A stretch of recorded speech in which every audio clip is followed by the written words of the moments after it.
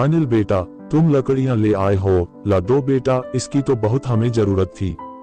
हाँ दादाजी, ये लो आपकी लकड़ियाँ। लेकिन बेटा, मैं आज तुम्हें इन लकड़ियों के पैसे नहीं दे पाऊंगा। अभी बेटे ने शहर से पैसे नहीं भेजे हैं। कोई बात नहीं दादाजी, जब आपके पास पैसे आ जाएं, तब दे देना। बहुत बहुत शुक्र, सदा खुश रहे बेटा, भगवान हमेशा तुझे खुश रखे। धन्यवाद दादाजी, बस आपका यही आशीर्वाद चाहिए।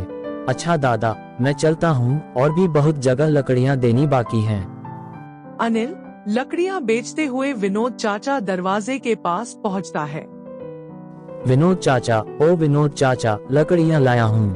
हाँ, आता हूँ। चाचा, ये लो आपकी लकड़ियाँ। अरे अजय, आज थोड़ा ज्यादा लकड़ियाँ चाहिए था। ठीक है चाचा, अभी देता हूँ आपको। ये लो चाचा, बाकी की लकड़ियाँ। ठीक है, ये लो बेटा, इसके पैसे। और हाँ, कल और लकड़ियाँ लेता आना, सुना है इस साल बहुत कड़ाके की ठंड पड़ने वाली है, पहले ही बता रहा हूँ। ठीक है चाचा, मैं लेता आऊंगा। सभी जगह लकड़ियाँ देने के बाद अनिल घर लौटने के लिए निकल पड़ता है। तभी अचानक तेज हवा चलने लगती है। हे भगवान, हवा तो बहुत तेज हो गई है। मुझे जल्द घर पहुंचना चाहिए, अगर ठंड लग गई तो तबीयत खराब हो जाएगी और बीमार पड़ जाऊंगा। हे भगवान, बस किसी तरह घर पहुंच जाऊं, तो इस ठंडी हवा से बच जाऊं। घर पहुंचने पर सुमिता कहती है, कहाँ रह गए थे तुम? इतनी तेज हवाएं चल रही हैं, अभी तक घर नहीं आए। मैंने कितनी बार कहा है तुम्हें कि घर जल्दी आ जाया करो, ठंड का समय है, लेकिन तुम हो कि मेरी बात सुनने की राजी ही नहीं होते। सुमिता, तुम ठीक कह रही हो, बाहर ठंड बहुत ज्यादा है। कल से मैं और सुबह जल्दी घर से निकल जाऊंगा, और शाम होने से पहले सारा काम निपटा कर घर आ जाऊंगा। सुमिता, वो मोटा वाला रजाई निकाल देना, ठंड बहुत बढ़ गई है, क्योंकि कंबल से रात नहीं कटेगी। जी हाँ, तुम खाना खा लो, मैं अभी निकाल देती हूँ। उस रात अनिल और सुमिता खाना खाकर सो जाते हैं। लोग अपने घरों में आग जलाकर किसी तरह ठंड की रात गुजार रहे थे। सर्द हवाओं का पहरा पूरे गांव में छाया हुआ था। अगली सुबह, अरे भगवान, सुनती हो, जरा गर्मा गर्म चाय दे दो, चाय पीकर मैं काम पर निकलूं। हाँ, बस अभी लाई। ये लीजिए आपकी चाय। अच्छा सुमिता, तो मैं निकलता अपने काम पर। अनिल घर से निकल जाता है। बाहर बहुत ठंड थी। वह जल्दी से जंगल के लिए निकल जाता है ताकि शाम से पहले घर लौट सके। उस दिन गांव में घना कोहरा छाया हुआ था। लोग लकड़ियां जलाकर उसकी गर्माहट ले रहे थे।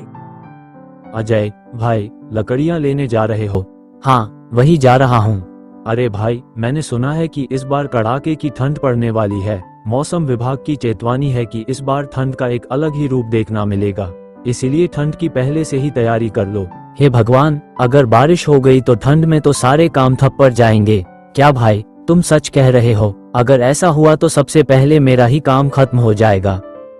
अनिल जंगल से लकड़ियां काटकर गांव-गांव जाकर बेच देता है। उसी गांव में रामू नाम का लकड़हारा रहता था, जो जंगल से लकड़ियां काटकर गांव में बेचता था। रामू बहुत ही लालची था। वह गांव वालों को ऊंचे दामों पर लकड़ियां बेचता था। रामू ने बहुत सारी लकड़ियां जंगल से काटकर अपने घर में जमा कर ली थी। अरे तुम इतनी सारी लकड़ियाँ केवल जमा कर रहे हो, इसे गांव में जाकर बेच क्यों नहीं आते? जी। अरे रेनू, तुम बस देखती जाओ, कुछ दिन में ही गांव में बारिश होने वाली है। उस समय जंगल की सारी लकड़ियां गीली हो जाएंगी। बस उसी मौके का फायदा हमें उठाना है, तब मैं लकड़ियां ऊंचे दाम पर बेचूंगा। जी, मेरी बात मानिए, तो ऐसा करना सही नहीं है। अब तुम मुझे मत सिखाओ क्या सही है और क्या गलत। रामू अपनी पत्नी को चुप करवा देता है और लकड़ियां बेचने के लिए सही वक्त का इंतजार करता है। वहीं दूसरी ओर अनिल गांव-गांव में लकड़ियां बेचकर घर आ जाता है। रात का समय था और तेज बारिश शुरू हो जाती है। कड़कती बिजली की आवाज से अनिल की आंखें खुल जाती हैं। अगली सुबह बारिश बंद नहीं होती और अनिल के पास कोई लकड़ी नहीं बचती है। अरे सुनती हो, जाओ सीमा काकी से कुछ उपले मांग कर लाओ, आग जलाने के लिए। हमारे पास तो लकड़ी भी खत्म है, ठंड भी बहुत ज्यादा है। वह सीमा काकी के पास जाकर कुछ उपले मांगने जाती है। सीमा काकी, ओ सीमा काकी, घर में तो कुछ भी जलाने के लिए नहीं बचा, मुझे कुछ उपले चाहिए।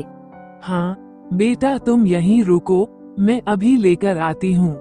ये लो बेटा, मगर मेरे पास भी थोड़े ही उपले हैं। बहुत दिनों से धूप नहीं निकली तो उपले सूख नहीं पाए, इससे ज्यादा मैं नहीं दे सकती।